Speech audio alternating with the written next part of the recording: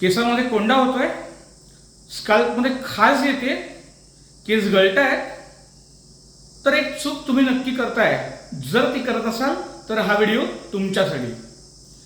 Shampoo करण्याच्या अगोदर डोक्याला छान लोक तेल लावतात, ते चांगलं छान मालिश करतात आणि मग शॅम्पू करतात. किती स्किन आपली घामेजलेली आणि प्रदूषणयुक्त अशा हवेतून जाणारी अशी असते, त्याच्यावरती कुठे तेल लावताय, सगळी पोअर्स बंद करून टाकताय.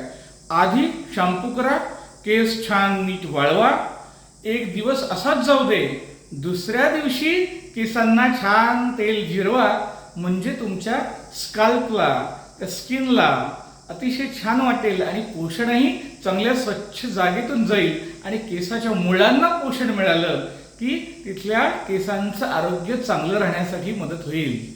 धन्यवाद. जरूर करून पहा.